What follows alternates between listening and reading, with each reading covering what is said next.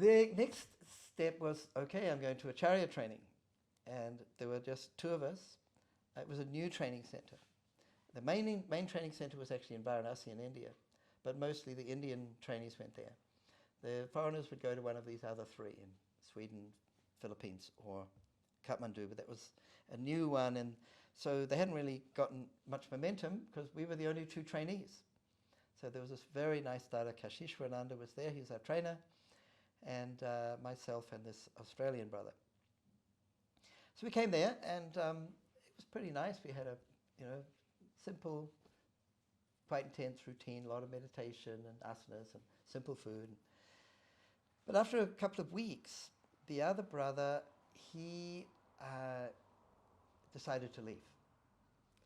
And he told the trainer, and he told me, oh, I don't think this is the life for me. I think I made a mistake. I've got to go home. So he wrote to his parents, and he was going to get the ticket. But in those days, you can't just buy a ticket online. You have to wait for like 2 weeks to get it in the mail from Australia.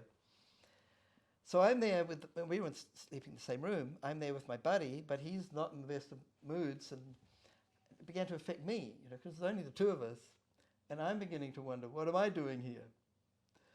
So then I'm really getting confused, and this went on for a few days, and then I didn't really know what to do. But then we had a visitor. Now he was a newly forged Acharya from the Philippines, a young Dada, and I thought, well, he's kind of not much older than me, and he seems really friendly. I liked him. Because I didn't feel like I could talk to Dada Kashishwarananda about. He was kind of like this very senior monk, and I was too shy to talk to him about my doubts. But this young Dada, who sort of knew, I sort of talked to him, and I told him what I'm going through, and he was very understanding. He said, I just became an Acharya recently, and I actually went through a similar doubt when I was in training. And I said, oh, really? I said, what did you do? He said, well, I spoke to...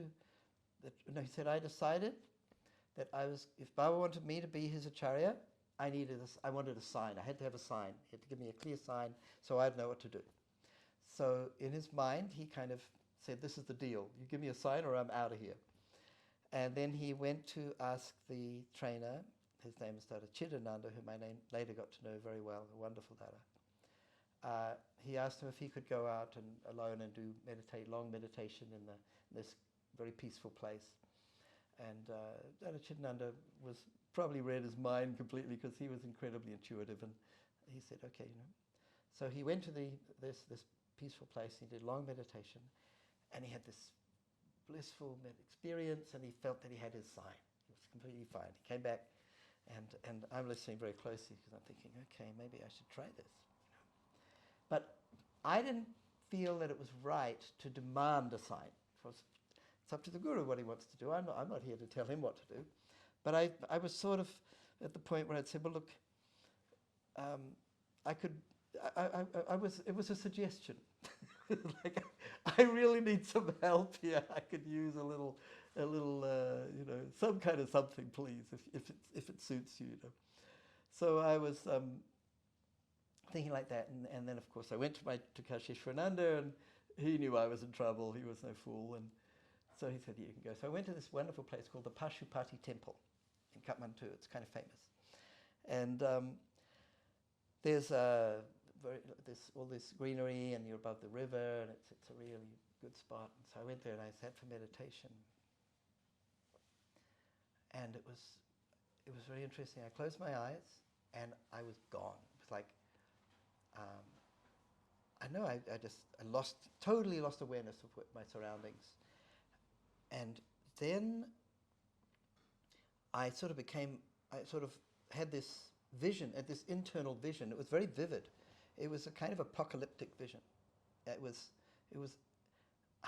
actually San Francisco having a major earthquake, crumbling into the sea, and the ocean coming in. And there was this kind of like a Norse thunder god in the clouds raining down thunderbolts on the earth. It was the cataclysm. It was the end of the world. Well, not the end of the world. It was a problem. it was a big problem. And I had this sense that maybe in the future, I mean, it was symbolic. I didn't take it, I don't take it literally, but it was symbolic of the world being in, great trouble in the future. And then suddenly I was alone with Bawa, and he was sitting in a chair, and he just said, your duty is to find those people who will lead humanity through what is to come. And he told me something else, which I will never tell anybody, but it was very nice, very inspiring. And then I was back in the world again, and I had my sign. So I came back to the training center and went down to Kashishwananda saw me. I'm sure he was hugely relieved, because think of it from his perspective. He's the trainer of the two trainees.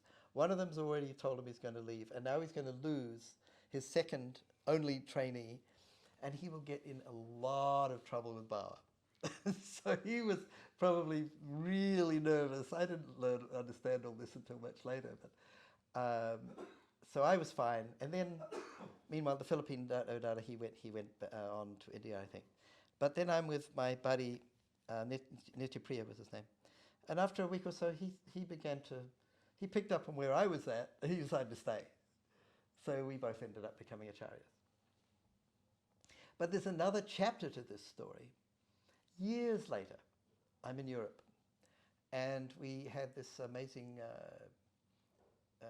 program there, which I told you about earlier, Shano, that we every year, actually twice a year, on Baba's birthday, on the New Year, many of us would gather at the training center there. It's in this forest in Sweden. It's a really nice environment.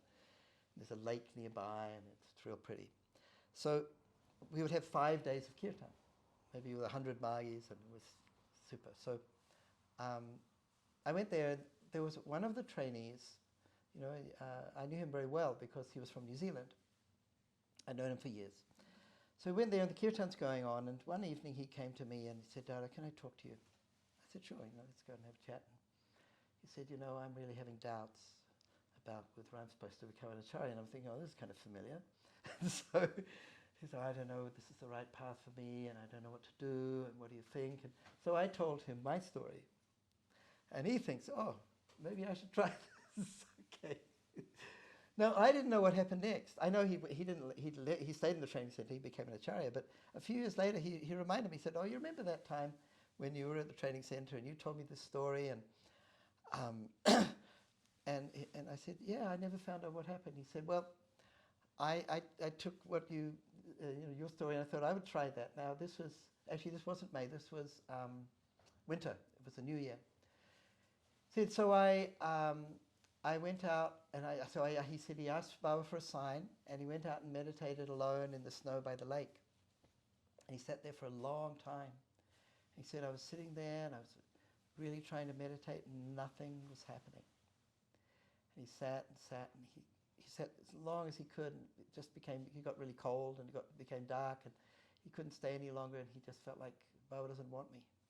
And he was really, really sad, and he came back into the big hall where they're having the kirtan, and they had a photo, I think it's the same photo, it's big, like 6 foot tall, and right up at the end of the room. He came into the room.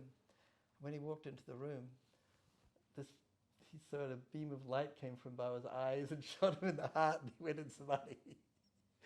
So he got his sign. He was, Baba strung him out a little bit, so he said that settled it for him. So I thought, this is so strange. This is kind of like this story's been passed from one to another, and I don't even know what happened to the Filipino Dada. I don't remember his name, but I remember that.